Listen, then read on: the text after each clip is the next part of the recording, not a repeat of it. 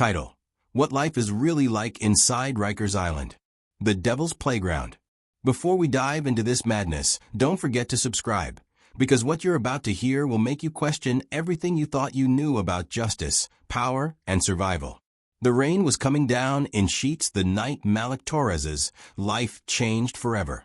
Sirens screamed through the Bronx as he tore down Jerome Avenue in a stolen Dodge Charger, the city's flashing lights reflecting in his rearview mirror like ghosts chasing him. He wasn't some hardened killer or cartel boss, at least not yet. He was 22, reckless, and hungry for respect in a world that chewed people up for less. Malik had grown up around crime, petty hustles, small-time crews, corner money, but this was different. That night, a deal went wrong. A fight broke out in the back of a bodega, a gun went off, and someone didn't get back up. Within hours, Malik was all over the news. The NYPD had his face plastered across screens, labeling him armed and dangerous. By dawn, they had him, cuffed cold, and staring down a future he didn't understand yet. Rikers Island awaited him, the massive fortress floating between the Bronx and Queens, built on landfill and legend. A place where even correctional officers whispered that fear lived in the walls. Malik didn't realize it yet, but he was entering what inmates called the Devil's Playground, a world where power, violence, and survival weren't choices. They were the rules.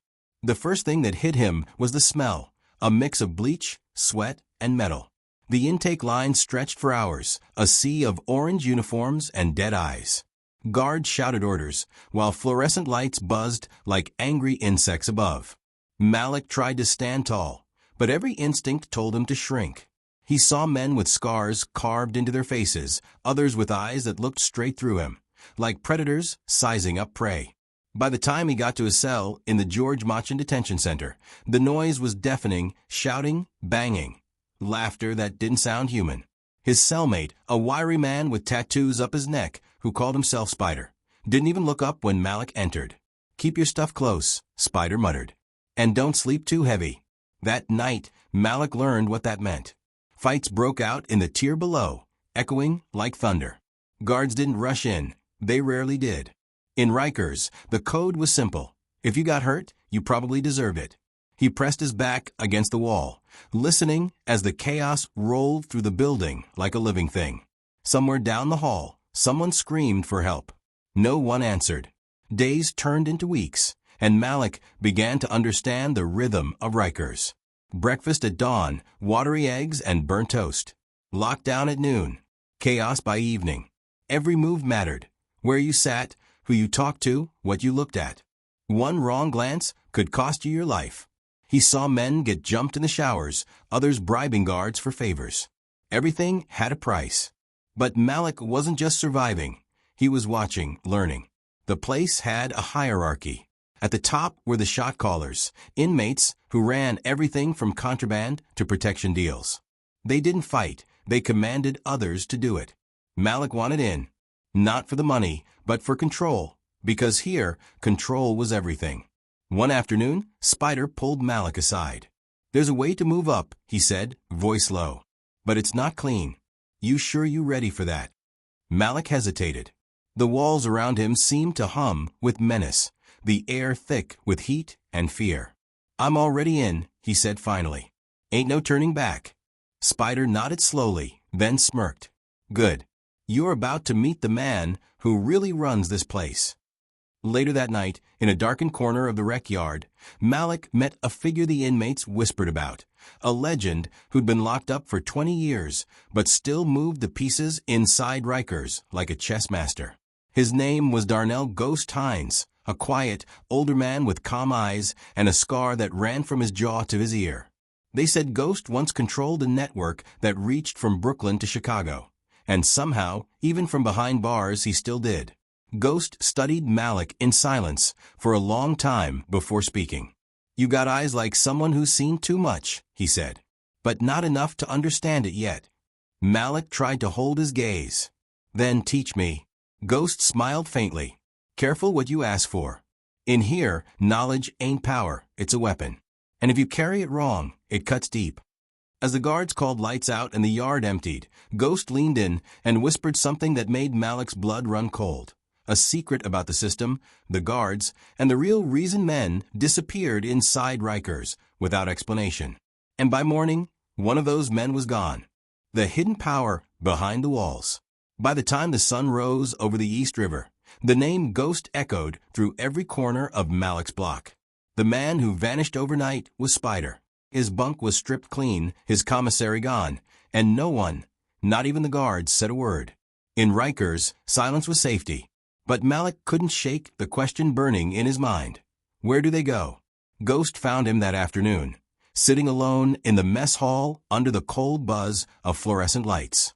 The trays clattered, the air thick with sweat and tension.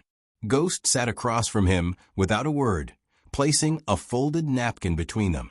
Inside, written in neat, blocky handwriting, were 3 letters and a date. DOC, Division of Control, September 23rd. Malik frowned. What's this supposed to mean? Ghost leaned forward, his voice low. That's when the real Rikers comes out to play. Every month, they clean house. Anyone who talks too much, knows too much, or don't fall in line disappears. Spider forgot that rule. Malik's stomach twisted. The sounds of the cafeteria, the shouting, the clang of trays, faded into a low, dull hum. So the guards, they're part of it. Ghost's eyes narrowed. They are it. You think they control this place? Nah. This island runs itself. They just keep the doors locked while we handle the rest. That night, Malik couldn't sleep. Every noise, the creak of metal, the echo of footsteps in the hall, felt like a warning. He replayed Ghost's words over and over. This island runs itself. But how? A week later, he found out. It started with a delivery, a crate of supplies, brought in through the loading dock at dawn. Malik worked kitchen duty now, one of Ghost's quiet favors. His job was simple: unload the boxes and keep his mouth shut. But curiosity got the better of him. When the supervisor turned his back, Malik peeled open one of the crates and froze. Inside wasn't food or cleaning supplies. It was cell phones, blades, and cash, bundles of it wrapped tight. His pulse spiked. Before he could react, a voice behind him said, "Close it. Now." Malik turned to see a guard, Officer Ricks, staring at him. Ricks was tall, heavy-set, with eyes that carried the weight of too many secrets. Malik braced for a hit, but Ricks just smiled, cold and slow. "Congratulations," he said. "You just found out how the city's dirtiest island stays rich." Ricks leaned closer. "You think these gates keep you in? They keep the truth out. Everyone gets paid, from the commissary clerk to the captain upstairs. And if you're smart, you'll keep your head down and play your role." Then he walked off, leaving Malik frozen among the crates of contraband. That was the moment Malik realized Rikers wasn't just a prison, it was a business. Every beating, every missing inmate, every accident was part of a system that fed itself. Days turned to weeks. Malik became one of Ghost's runners, delivering messages, managing deals, staying invisible. The hierarchy revealed itself like clockwork. The guards pretended to hold power, but Ghost and his network controlled the rhythm of survival, the flow of drugs, money, and influence. One night, Ghost invited Malik to his cell. The air was thick with the scent of cheap coffee and cigarette smoke. "You remind me of myself when I first got here," Ghost said. "But there's something you gotta understand before you try to climb too high." Malik looked up. "What's that?" Ghost took a slow sip from his cup. "Every king in Rikers falls the same way, thinking he can walk out with power that belongs to the island." Malik frowned. "So what's the play?" "Just survive." Ghost's eyes glinted in the dim light. "No. You adapt. You make yourself useful to the system until it needs you. Then, when the time comes, you break it from the inside." Malik didn't know if Ghost was serious or suicidal. But his words stuck. For the first time since his arrest, Malik wasn't just surviving. He was planning. Then came the riot. It started in another block, shouts, alarms, smoke filling the halls. But Rikers was like dry wood waiting for a spark. Within minutes, the entire unit erupted. Inmates pounding on doors, guards shouting orders, chaos swallowing every sound. Malik was shoved into a corner as tear gas filled the air. Through the haze, he saw Ghost, calm as ever, moving with purpose toward the east wing, where the administrative offices were. "Ghost!" Malik yelled, coughing. "Where are you going?" Ghost turned once, eyes sharp even through the smoke. "To finish something I started 20 years ago." Before Malik could move, a guard tackled him to the ground. His head hit the concrete, lights exploded in his vision. And when he came to, the riot was over. The air was thick with silence and the sharp sting of bleach. 3 men were dead, dozens injured, and Ghost was gone. The cameras showed nothing. The guards claimed he was transferred during the chaos, but Malik knew better. Ghost didn't leave Rikers. He vanished inside it. And the next morning, a folded napkin appeared on Malik's tray, just like the one Spider had received before he disappeared. 3 letters. 1 date. DOC, October 12th.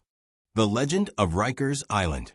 By the time October 12th arrived, the air on Rikers Island felt heavier, as if the walls themselves were holding their breath. The whispers started early that morning. Ghost is back. Malik didn't believe it at first. No one came back from transfer.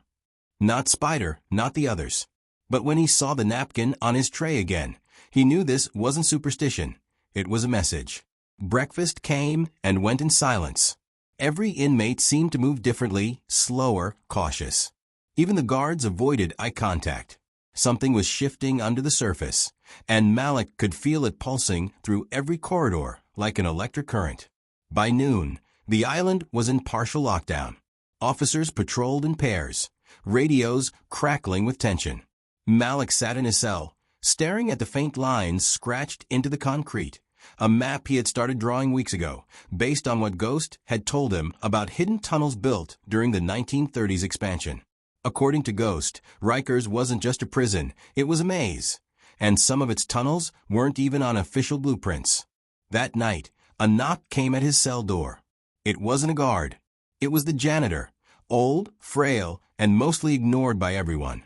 But his voice was calm and familiar. "If you want to know the truth," he said, "follow the light when the sirens start." Malik's heart raced.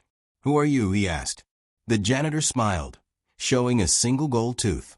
"Someone who knows what Ghost really built down here." And then he was gone. Hours later, the sirens wailed. Another fight had broken out 2 blocks away, or maybe it was something else entirely. It didn't matter. Malik slipped out as soon as his cell door clicked open. In the chaos, he followed the flickering emergency lights through the lower halls, past laundry rooms, storage units, and finally into a corridor that smelled of rust and salt water. The deeper he went, the colder it got. The sound of the sirens faded until all that remained was dripping water and the faint echo of his own footsteps. Then he saw it, a steel door, half rusted, half forgotten. Carved into the surface were 3 letters, DOC. He hesitated, then pushed it open. Inside was a narrow tunnel, dimly lit by a single flickering bulb. At the end of the passage stood a figure, tall, broad-shouldered, wearing a gray inmate uniform with no ID tag. Ghost. For a moment, Malik thought he was hallucinating. Ghost looked older, more worn, but his eyes burned the same way they did the night of the riot. "I told you," Ghost said quietly. "This island runs itself, but it's time someone took it back."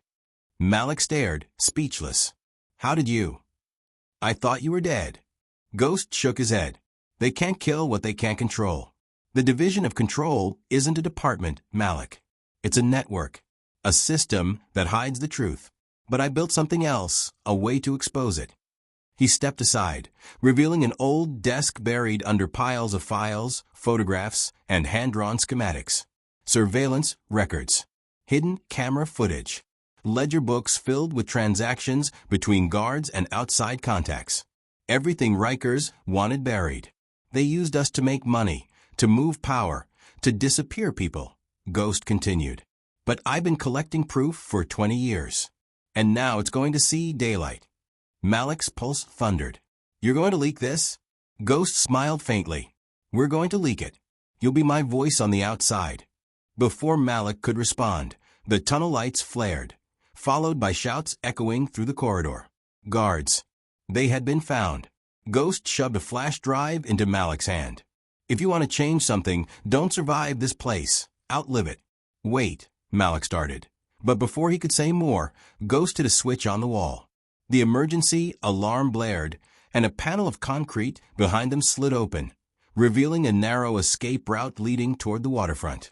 "Go," Ghost shouted. "They won't chase you. They'll be too busy looking for me." Malik ran. The tunnel opened into a storm drain, the air thick with the smell of salt and decay. He crawled through until he saw moonlight, the faint glimmer of freedom, before collapsing against the rocks on the edge of the East River. When he turned back, the tunnel was sealed shut. Ghost was gone. 3 days later, Malik was found by the NYPD on a small fishing pier in Queens, weak but alive. The flash drive was hidden in his shoe. Its contents, when released to the press, ignited national outrage. Secret videos, evidence of illegal operations, and proof of systemic corruption inside Rikers Island. The story dominated headlines for months. Investigations were launched. Several officers were indicted. But Ghost? He was never found. Some say he drowned that night, swallowed by the black waters surrounding Rikers. Others swear they've seen him, older now, living under a different name, watching from a distance, as his truth finally unraveled the system that tried to bury him. Malik served out his sentence quietly, refusing all interviews.